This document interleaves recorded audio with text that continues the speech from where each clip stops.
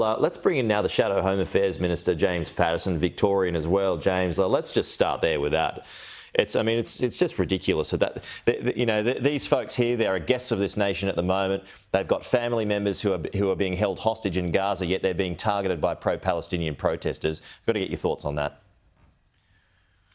Peter, based on those reports so far, I'm deeply concerned about this, and if confirmed, I think there needs to be a proper investigation as to how this happened.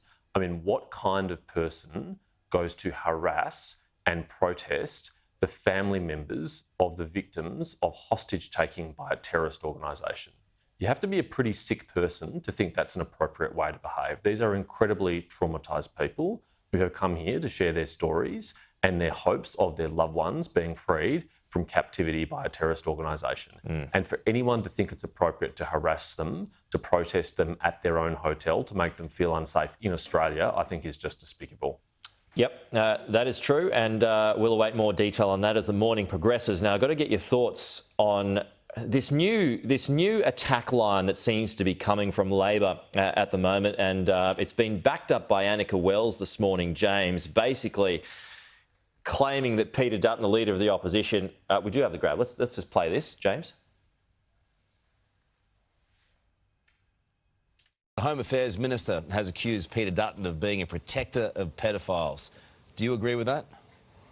Yes, and not only that, but this whole mess that we're facing and trying to clean up now didn't start a couple of weeks ago when the High Court decision was handed down. It started a couple of years ago when Peter Dutton was the minister responsible and made a decision to allow NZYQ to apply for a visa instead of deporting him.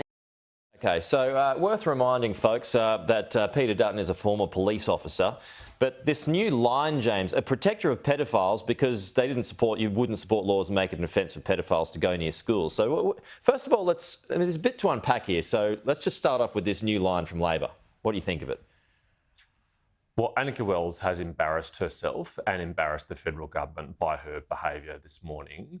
She should apologise, and if she doesn't, the Prime Minister should direct her to apologise. This is not how we expect a minister to behave. It's not how any serious person behaves.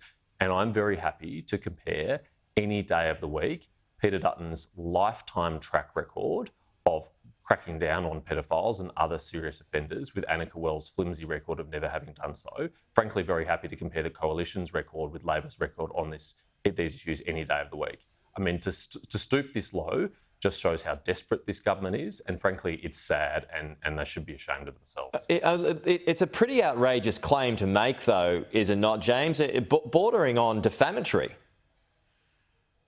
Well, it's clearly defamatory. I don't think politicians should get into the art of suing each other for stupid things that they say, but it's clearly defamatory. It would easily meet that test. I mean, Peter Dutton, when he was a police officer, did incredible work to protect women and children from harm from violent husbands and fathers and others in the community. And as Home Affairs Minister, he cancelled more visas of sex offenders and other criminals than any minister on record. And so we're very happy to compare that strong record of Peter Dutton of protecting our community, of securing our borders, of keeping Australians safe, to Annika Wells. What has she ever done to protect the community from anything? And this government is the one that's released 141 dangerous people into the community without any restrictions at all initially, and had to be forced by the Coalition into acting to protect the community, to pass some actually binding conditions. And now, 3 weeks after the ruling, is finally again acting on a Coalition plan to pass a preventative detention regime, although it doesn't appear that the legislation is ready yet. And it looks like we're going to leave the Parliament this week, go home to our electorates, without having passed a law that the High Court has given a green light to actually protect the community. So the government is desperate. They're trying to distract from their own failures, but I think the Australian people can see what a shambles this has been. Well, I mean, Claire O'Neill reckons it can get done before you leave at the end of next week. Are you doubtful? Well, I'm sure it can be done by the end of next week, but we shouldn't have to wait till next week. It should be done today. It should have been ready yesterday. The High Court gave us 24 hours notice they were handing down their reasons for their ruling.